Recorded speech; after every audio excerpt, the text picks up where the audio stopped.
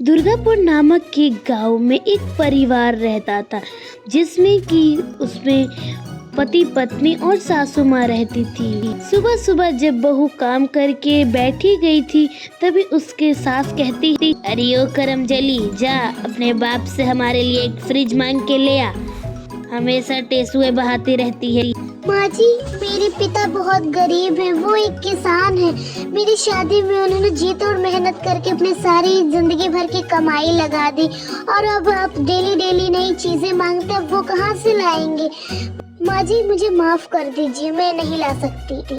इतना कह ही रही थी बहू, तभी उसकी सास उसे जोर जोर से मुक्के मारने लगती। तभी उसकी बेटी रिंग के ऊपर से नीचे आती है।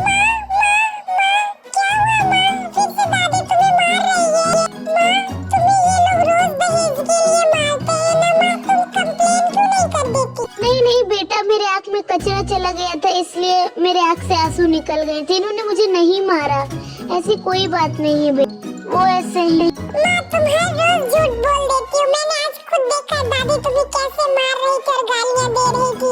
अब तुम कितना झूठ बोलोगी? मैं भी इसी घर में रहती हूँ और मुझे भी सारी बात पता है। अरे क्या हुआ, सुबह सुबह नाटक स्टार्ट कर देती है सभी लोग। अब बताओ क्या हुआ? बेटा, मैंने बस यही कहा कि जा अपने मायके से एक फ्रिज के लिए थोड़े से पैसे मांग के ले आ।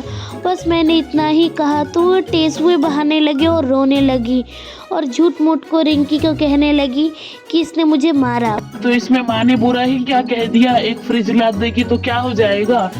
दहेज भी नहीं दिया और फ्रिज भी नहीं दे रही हैं तुम्हारे पिता।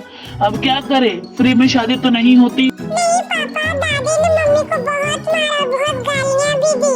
मम्मी ने तो कुछ बोला भी नहीं, और ये रोज रोज नई चीजें मांगती रहती है, तो माँ कहाँ से लाके देगी? नाना जी बहुत गरीब है, वो एक किसान है, वो इतनी सारी चीजें कहाँ से लाएगा? चुप कर, ज्यादा बोलने की जरूरत नहीं अपने माँ की तरफ से, समझी? पढ़ती है, चुपचाप पढ़ाई पे ध्यान दे। जा ऊपर जा, अपना काम कर। रिंकी मायूस होकर ऊपर चली जाती थी। माँ ने जैसा बोला है वैसा कर। फिर रात हो जाती और माँ बेटी दोनों जमीन पर सोए रहते। तभी सास कहती है, अरे बेटा, मुझे लगता है ना कि इसका गला दबाकर इसे मार देते हैं और तेरी दूसरी शादी करवा देते एक सुंदर सुशील और अमीर घर के लड़के से। क्यों, क्या कहता है?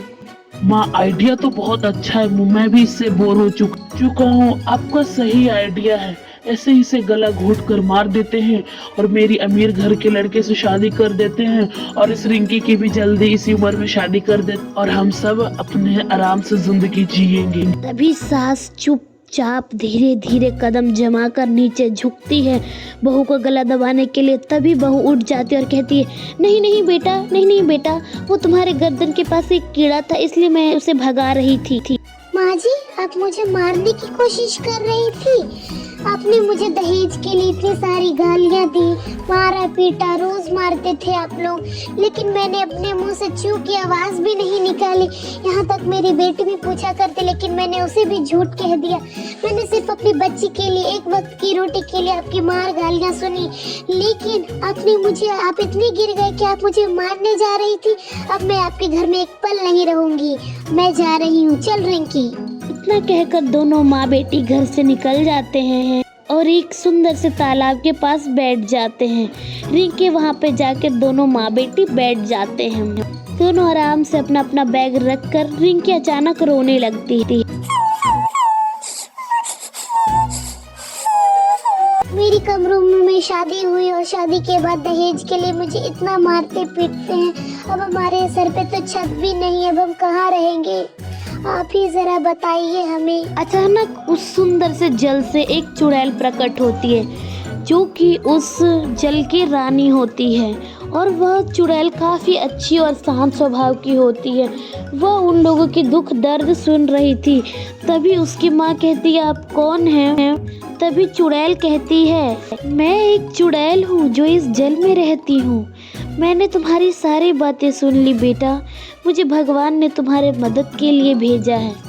आज से तुम्हारे सारे दुख तकलीफ खत्म हो गए, क्योंकि आज से तुम मेरे साथ इस जल में रहोगी। और तभी चुड़ैल सभी को उड़ाकर अपनी दुनिया में लेके चली जाती है।